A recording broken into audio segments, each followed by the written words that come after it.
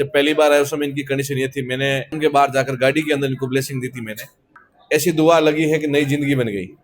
ब्यावर के पास में। ब्यावर के पास में? हाँ। अभी तो बहुत फर्क है आपको। एक बोली, एक दिमाग, एक नजर और हाथ न पग किया साल भर की। 1 साल होगी। देखो देखोगे आपको इसके चेहरे के अंदर नाक के अंदर नलकी लगी हुई है, इनके पेट के अंदर पेशाब के अंदर नलकी लगी हुई है, गले के अंदर नलकी लगी हुई है, हर भाग के अंदर लगी हुई थी, लेकिन आपके सामने बैठा था ये।